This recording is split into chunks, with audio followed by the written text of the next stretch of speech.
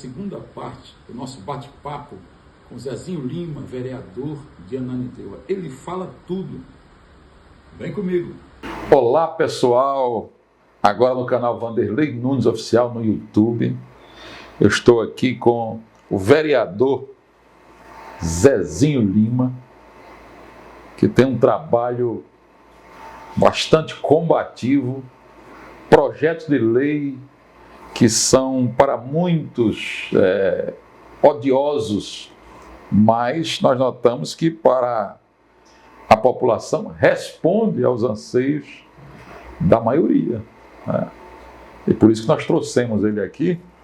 Ele atendeu o nosso convite, nós estamos muito felizes. Fizemos aí para a TV já um momento muito especial, um programa.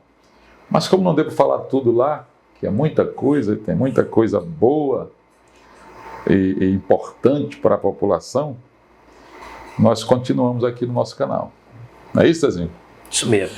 E eu deixei uma pergunta lá, para quem não viu, eu quero fazê-la, porque o Zezinho ele tem alguns projetos e alguns se tornaram lei, estão aí vigentes no município de Ananindeua, no Pará, e aqui nós estamos falando para o Brasil e para o mundo, né? E dois projetos que nós tocamos, e primeiro foi o projeto de lei que proíbe a participação de crianças e adolescentes em parada gay. E o segundo é o projeto de lei que proíbe banheiro unissex nas escolas do município de Ananindeua. E aí eu perguntei para o Zezinho o seguinte, porque proibir que seja unissex, então quer dizer, vai ter o banheiro do homem, como sempre teve, né? Claro. Sexo masculino e sexo feminino. Aí a minha pergunta para ele foi o seguinte, mas se for uma pessoa trans, né? Seja trans homem, trans mulher, como é que fica? Como é que se responde a essa indagação aí? Porque sempre farão esse tipo de questão. Primeiro eu quero te dizer que quando eu criei esse projeto de lei no município de Ananindeua foi início de 2023. Um projeto, na verdade, preventivo, para que isso não ocorresse no nosso município, nas escolas públicas e privadas do município. Até porque eu imaginava, com a presença do descondenado na presidência, ele iria implantar esse projeto que fez agora. Final de 2023, ele autorizou, através de diário oficial, em setembro de 2023, a liberação do banheiro unissex em todas as escolas do Brasil. Mas em Ananindeua não pode, porque existe uma lei municipal proibindo isso. E eu entendo que essa tua pergunta provocativa nada mais me deixa à vontade de falar. Mijou em pé, banheiro masculino. Mijou sentado, é banheiro feminino. E doa a quem doer. Tá certo. Mas vou mexer mais com isso aí. Mexa. Essa é a questão que eu quero colocar. Mas se tirou o que se mija em pé, como é que fica? Ah, mas aí é uma outra... aí não tem como comprovar, né? Sim. Aí a gente tem que ter muito cuidado com isso, porque... Eu vou puxar agora um caso, vamos te dar um exemplo aqui, de uma mulher que se vê, como eles dizem, como homem. Ela até chega ao ponto de se vestir como homem. Mas ela, quando ela vai fazer as necessidades dela, qual é o banheiro que tu acha que ela procura? É o feminino. Aí que está a grande diferença. Ela se vê como homem, como se diz, na questão de cis, né? Sim. Mas ela procura o banheiro feminino. Eu nunca vi uma mulher trans entrar num banheiro masculino. Mesmo ela com todas as características masculinas, ela sempre procura o banheiro feminino. E é isso que a gente quer. Agora, tem que haver o respeito, porque o respeito é a base de tudo, sabe, Vanderlei? A gente pode ver um trans, uma mulher trans, no caso, um homem vestido de mulher dentro de um banheiro masculino, a gente não pode criticar. Porque ele a naturalidade dele é masculino.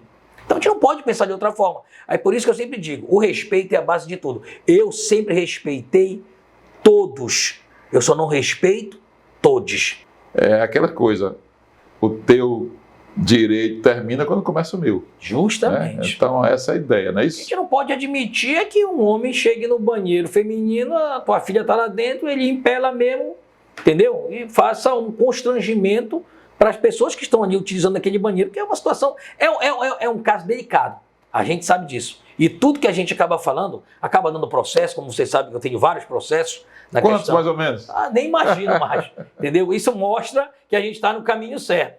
Porque na hora que a minoria começa a se incomodar com a maioria, é porque a gente está defendendo os interesses da população de bem desse município. Inclusive, você tem um processo aí que parece que estão tentando condenar você a pagar 500 mil, é isso? Como é que é isso? R$500 milhão.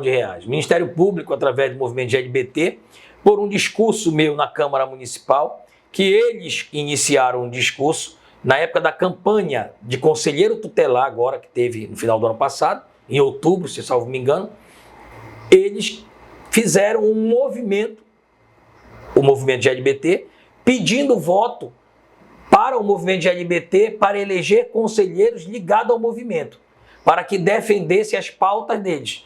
E eu fiz um outro discurso pedindo para que o povo conservador, o povo cristão, elegesse conselheiros que vão defender os interesses da família, das nossas crianças e adolescentes, porque é isso que diz o ECA. O ECA não está dizendo que é para defender interesses de A, de B, de C, simplesmente o interesse das nossas crianças e adolescentes, Sim. que são dentro de onde elas estão? Dentro de uma família. Então, nada mais isso. Então, eles entraram agora. Infelizmente, o Ministério Público acatou a denúncia deles, pediu agora o bloqueio das minhas contas e meus bens. Graças a Deus, caiu essa liminar, o juiz não tirou essa liminar, e hoje a gente está aí tentando se defender contra tudo e contra todos, porque a gente entende que a gente está fazendo certo. Sim. Não tenho problema nenhum com o Ministério Público, respeito o Ministério Público, mas o Ministério Público não é o dono do negócio. Quem é o dono do negócio é a população. Então, Zezinho, você tem também aqui um projeto de lei que proíbe verbas públicas para trazer artistas que fazem apologia ao sexo, ao crime, às drogas. Inclusive, nessa questão do sexo aí, que eu acho interessante, porque nós temos o movimento feminista que fala da valorização da mulher, né, uma série de coisas. E isso é uma opinião minha. Mas aí quando chega nas artes, na música e tudo mais, na dança,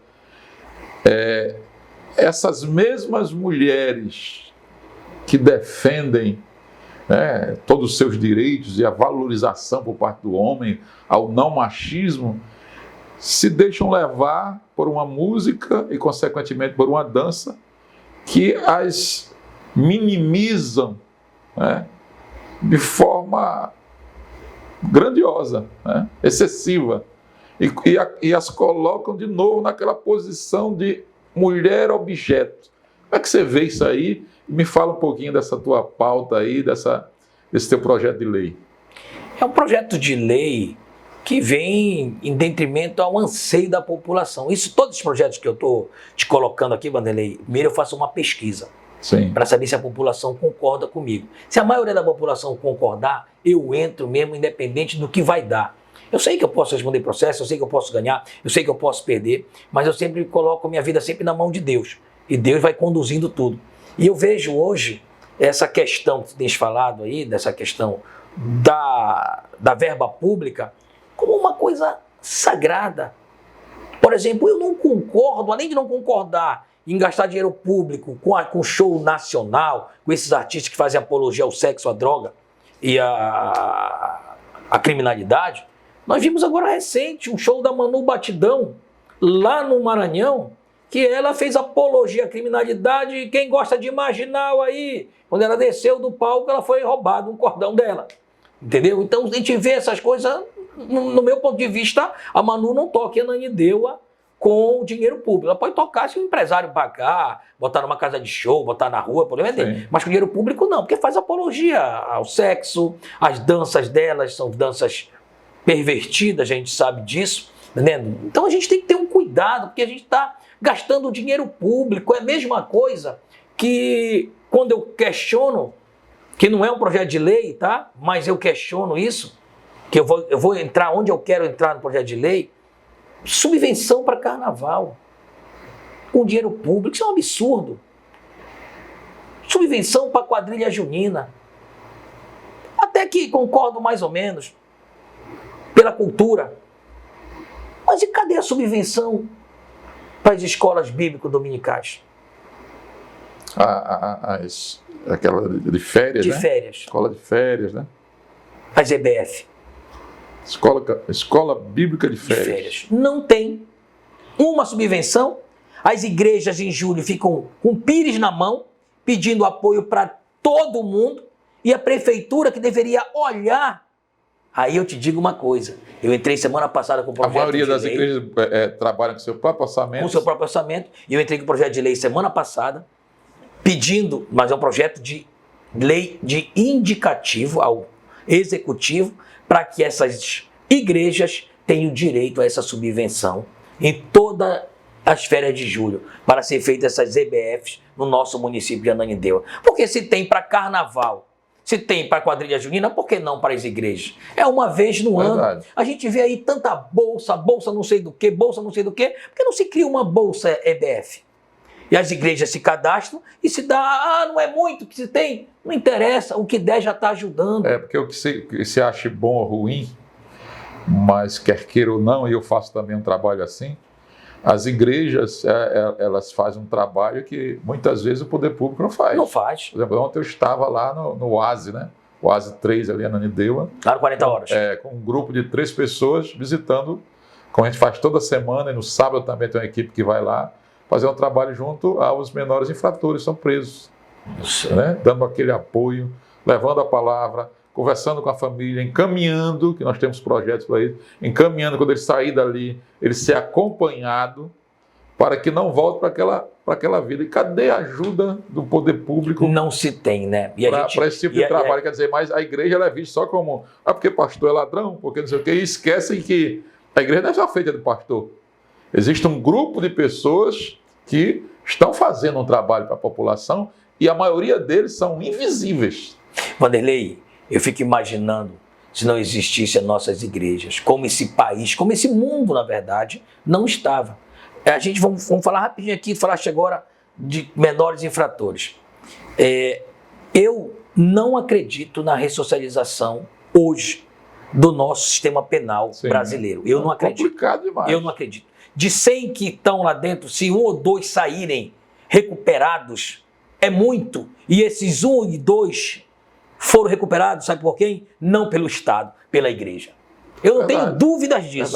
Eu já fui coordenador de um programa aqui em Belém, que mexe com questões de população de rua, e é muito difícil recuperar essas pessoas, porque elas vêm de um mundo sem regra. Se não tiver Deus, se não tiver uma igreja, um acompanhamento, infelizmente, todo esse dinheiro que a gente está gastando aí, alimentando esse bando de bandido aí que está preso, infelizmente, eu sei que a igreja não gosta de me escutar quando eu falo isso, mas eu falo, a gente não vai a lugar nenhum. A não ser que, em vez de o Estado tentar recuperar, ele ter a guarda do preso e deixar para a igreja recuperar.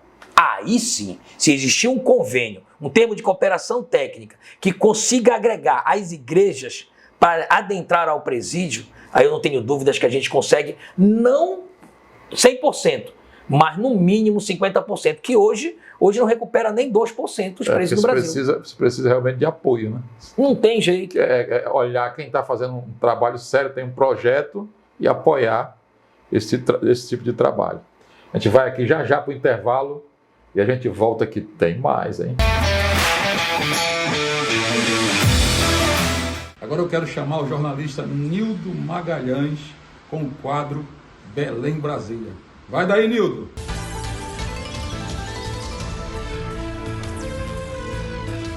Boa noite, Vanderlei. Boa noite, Zezinho Lima. Olha, o programa foi tão bom segunda-feira passada que o que você está vendo agora não é reprise, não. É continuação da entrevista. Parabéns mais uma vez. Inclusive, eu vou começar trazendo notícia de Ananindeua. Exatamente, prefeito de Ananindeua, né? O governador Helder Barbalho manda cancelar contrato com o Hospital Santa Maria do Dr. Daniel. Esse rompimento político do governador Helder Barbalho com o prefeito de Ananindeua segue tomando proporções cada vez maiores. Além do rompimento político, agora vem o rompimento comercial do governo do estado com o Hospital Santa Maria, que é de propriedade aí do prefeito Daniel. Bem, enquanto Daniel era amigo, estava tudo bem. agora a coisa está complicada, né? Porque Daniel não quis apoiar, tudo começou porque Daniel não quis apoiar a candidatura do presidente Lula. Helder não gostou. Pois bem, agora Daniel parece que está seguindo uma linha mais direitista e o governador também não está gostando. Semana passada, o governador mandou todos aqueles que estão em cargo de confiança na prefeitura de Ananindeua desembarcar do governo. E logo em seguida, saiu agora o rompimento do contrato do governo do estado com o hospital que pertence ao doutor Daniel. E além disso tudo, o governador do estado, que é proprietário de vários órgãos de imprensa aqui no estado do Pará, também já está começando a atacar o prefeito Daniel, falando que a prefeitura de Ananindeua está com dívida. Bem, anteriormente, antes desse rompimento, não existia dívida, não existia perseguição. Se prepara, Daniel, que o negócio vai ser pesado, viu? A outra notícia que eu quero trazer para você é o seguinte, olha só essa aqui, existe diálogos, né, frequentes entre Alexandre de Moraes e o comandante do Exército Brasileiro, que é o Tomás. Em caso mais recente, envolvendo informações preliminares sobre a promoção do general Richard Nunes para o segundo posto, o mais alto do Exército, o do chefe de Estado-Maior. Antes de bater esse martelo, Tomás Paiva entrou em contato com o ministro Alexandre de Moraes. Sabe por quê? Porque o nome do general está no caso da investigação de Marielle. Richard Nunes era secretário de Segurança Pública do Rio de Janeiro em 2018, quando a vereadora foi assassinada. O relatório da Polícia Federal aponta que foi ele que é o responsável por bancar o delegado Rivaldo Barbosa na chefia da Polícia Civil, apesar de o setor de inteligência da corporação não indicá-lo para o posto. Rivaldo está preso sob acusação de ter planejado o assassinato de Marielle, que, segundo a Polícia Federal, tem os irmãos Brazão como mandantes. O que é interessante é o comandante do Exército, né, e pedir a permissão de um ministro. É estranho tudo isso, né? Parece que Alexandre de Moraes está com tanto poder em nosso país. Senado coloca PEC sobre drogas em pauta. É isso mesmo. Após o recesso de Páscoa, o Senado deve votar em primeiro turno a proposta de emenda à Constituição relacionada às drogas, seguindo aí a votação. 3 sessões de discussões estão programadas antes do segundo turno dessas votações, né? Para que a proposta seja aprovada e encaminhada para a Câmara dos Deputados, são necessárias 49 votos de senadores em cada turno. A discussão no parlamento ganhou impulso após o Supremo Tribunal Federal iniciar a legislação sobre o tema. A proposta em discussão no Senado foi apresentada por ele, Rodrigo Pacheco, o atual presidente da Casa. E quem vai ser o relator é o Efraim Filho, do União Brasil. Bem, a gente sabe que o STF vem provocando esse tema sobre a questão do porte de droga. E o Rodrigo Pacheco parece que está tomando pé da situação como presidente do Congresso e também do Senado Federal, colocando uma pauta que é exclusiva dele, combatendo a questão das drogas.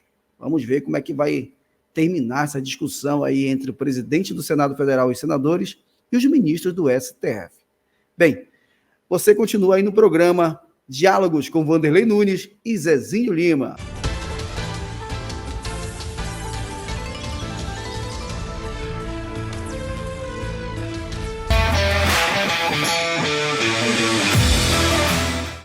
Zezinho já tem outro projeto, né? Ele é bem... não vou chamar polêmica, vou chamar que ele é dolorido para muitos, né? Que é... Você é autor do projeto que nós temos a Praça da Bíblia em Ananindeua, e que esse projeto faz com que se proíba qualquer manifestação referente a show de reggae, de rock, que não sejam, claro, de cunho religioso, né? Porque ela está dizendo, né? Praça da Bíblia é para eventos que apontem para as Escrituras, né? E o que é que tem resultado aí desse projeto? Na verdade, Vanderlei, a Praça da Bíblia, ela estava abandonada. E no início do nosso mandato, 2021, eu fiz um requerimento do jeito que você está vendo hoje a Praça da Bíblia, toda revitalizada, completamente repaginada, que o prefeito Daniel colocou, foi um pedido deste vereador aqui que vos fala. E a gente não poderia, de forma nenhuma, deixar a Praça da Bíblia solta, até porque eu vivenciei a Praça da Bíblia quando ela não era o que ela é hoje.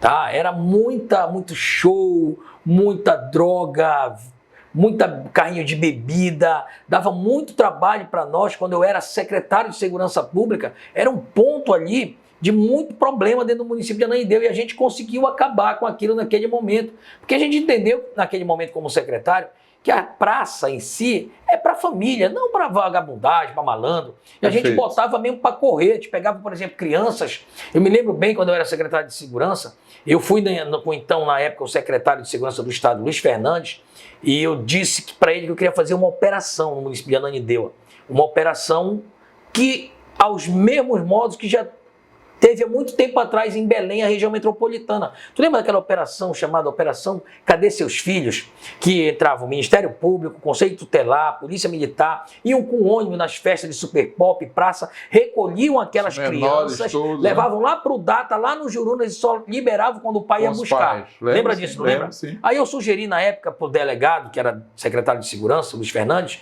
para a gente fazer uma nova operação dessa em Ananindeua, mas não uma operação Cadê Seu Filho? Era a operação Cadê Seus Pais? Aonde estão os pais dessas crianças quando elas estão 1 hora, 2 horas da manhã na Praça da Bíblia, bebendo, fumando, andando de bicicleta? Pelo amor de Deus. Olha esse contrassenso, na Praça da Bíblia bebendo e pelo amor usando de Deus, droga. eu estou falando de 2015, 2019, essa área aí todinha. Nós não vamos permitir show de rock, show de reggae ou qualquer manifestação cultural e religiosa que não seja de cunho cristão.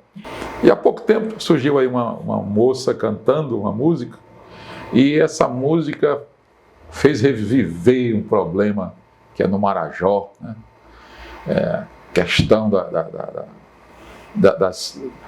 dos adolescentes, até de crianças, né? Sendo usadas aí sexualmente e tudo mais.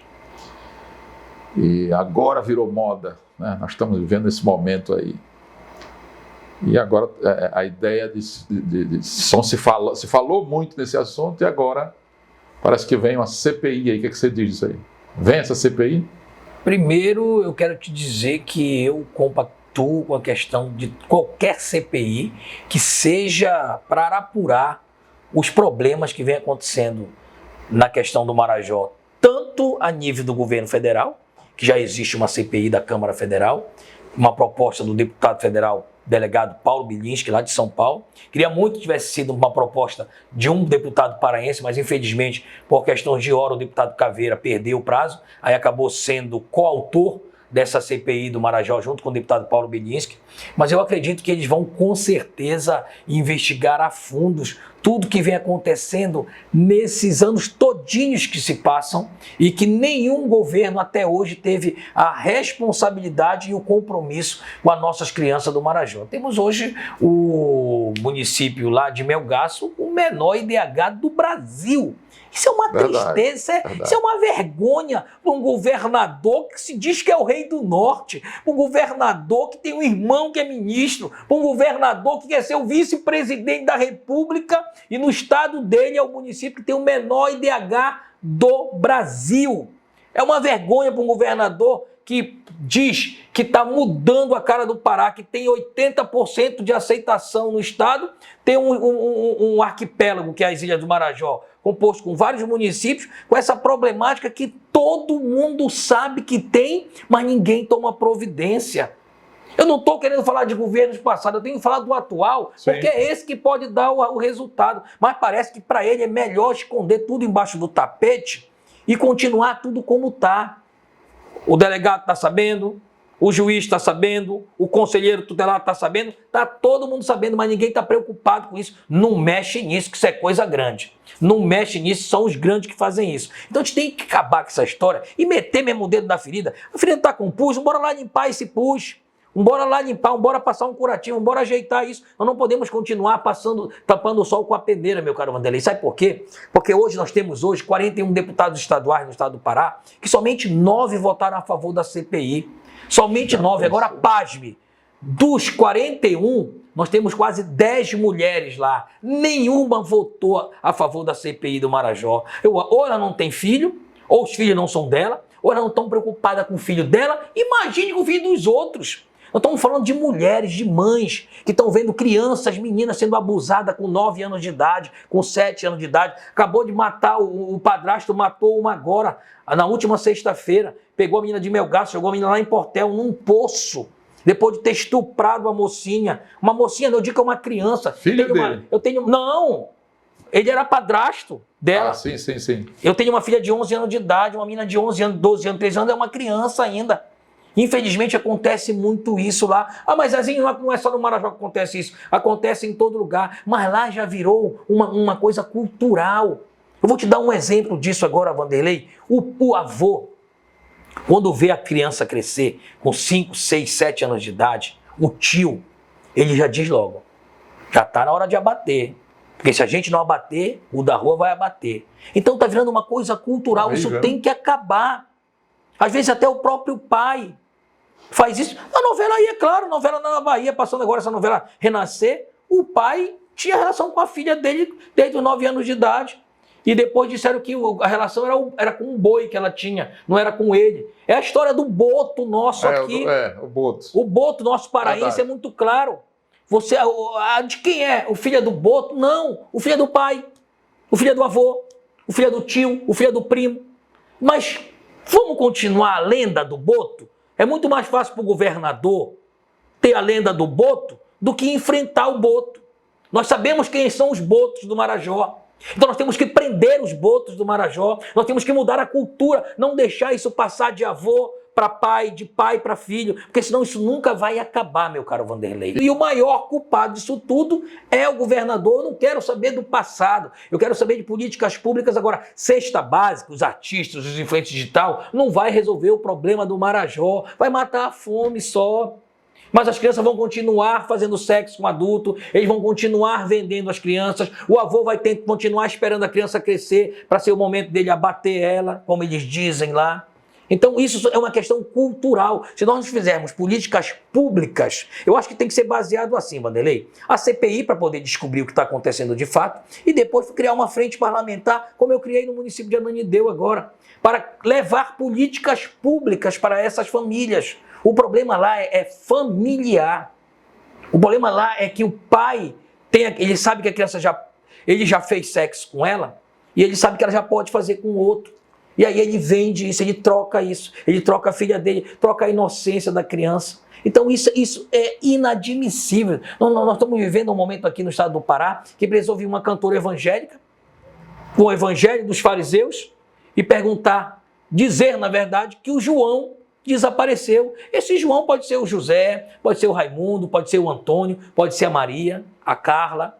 E são várias crianças que estão desaparecendo no Marajó e perdendo a sua inocência, que é o pior de tudo. E o governo fechou os olhos para isso e sentou na sua cadeira e chamou todos os deputados, tirando meia dúzia da direita, e disse: não votem na CPI do Marajó. Isso vai sobrar para mim. Eu estou com uma popularidade muito boa. Eu não quero problemas para mim. O estado do Pará está perfeito. O estado do Pará não está perfeito. A segurança pública não está perfeita.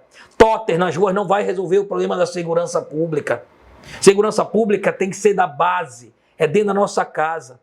Eu elogio muito a polícia militar, a guarda municipal, com quem eu trabalhei muito, porque são homens e mulheres aguerridos, que saem todo dia das suas casas uniformizados, com uma roupa quente, que nós não estamos no sul, é um calor danado aqui, e eles saem das suas casas todo dia para defender pessoas que eles nem conhecem e não sabem nem se vão voltar. Então eu parabenizo a Polícia Militar, parabenizo as guardas municipais, a Polícia Civil em si, mas infelizmente o desgoverno é muito grande no estado do Pará. Hoje, você só tem espaço nesse governo se o seu sobrenome for Barbalho, Se o teu sobrenome for Lima, se for Nunes, tu não tem espaço. Hoje a gente vê aí mulher de governador, conselheira do Tribunal de Contas, sem ter preparo nenhum, só está lá porque é mulher de governador. A gente vê o próximo agora conselheiro do TCM, com a saída do Sérgio Leão vai ser o Camilo Centeno. A gente vê aí desembargador, primo do governador. A gente vê agora um candidato a prefeito, primo do governador. Então não vai... Olha, o Zeca Pirão, que me desculpe, enquanto ele continuar com esse sobrenome dele de Pirão, ele nunca vai ser nada. Ele tem que tirar Pirão e botar Zeca Barbalho, que com certeza ele poderia ser até o candidato a prefeito de Belém. Mas hoje a gente tem uma opção também no estado do Pará, e em Belém nós temos um delegado que está vindo aí aguerrido, que é o delegado Éder Mauro, acreditando em primeiro lugar nas pesquisas, sem ter lançado seu nome como candidato ainda. A população está vendo a diferença. Agora vai ser bom, sabe por quê? Porque vai ser a briga do bem contra o mal. A gente tem um prefeito aí que está no seu terceiro mandato, o Edmilson Rodrigues, conhecido carinhosamente como Erd Potoca, mas que está no seu terceiro mandato, ainda não disse para que veio. Acabou de fazer uma contratação de uma empresa para limpar a cidade. Isso a gente faz no primeiro ano do nosso governo, não é no último ano. Pronto-socorro está abandonado. Eu estive agora sexta-feira, eu e o delegado Éder Mauro lá para olhar como é que está o pronto-socorro. Então eu quero te dizer que existe condições de mudar. Precisa ter gente com coragem.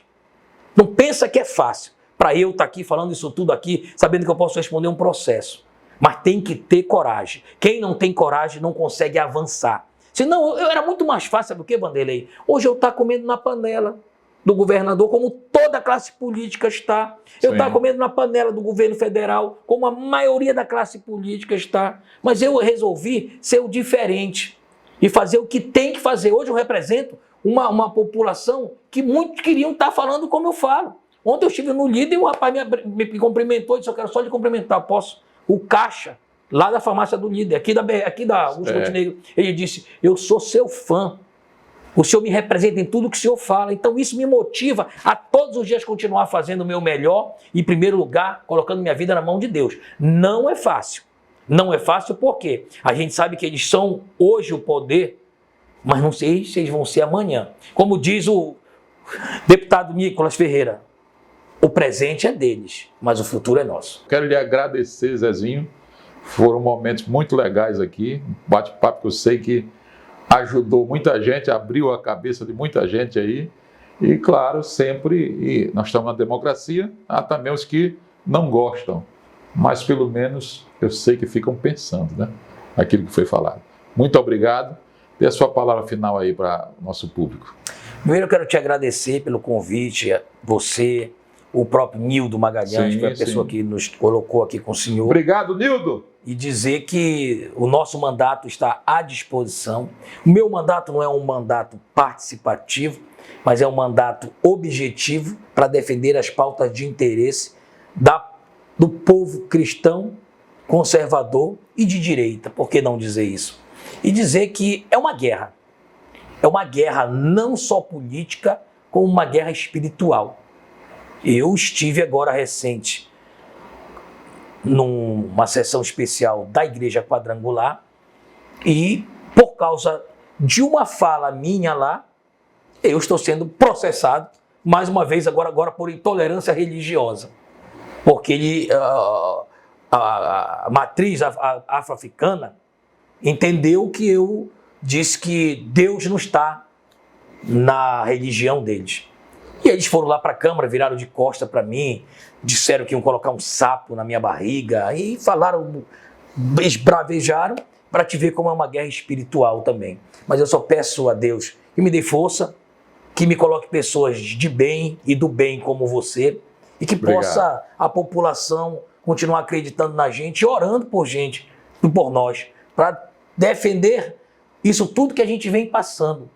Eu sou um cara muito visado, Vanderlei, por tudo isso que eu defendo.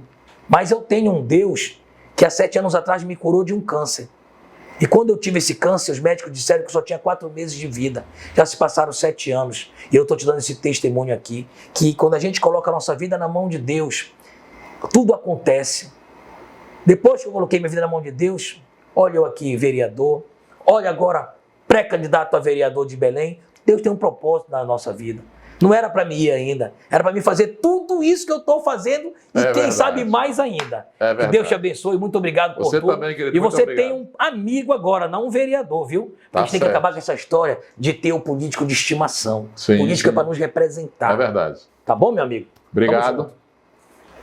Mais um episódio. Grande abraço.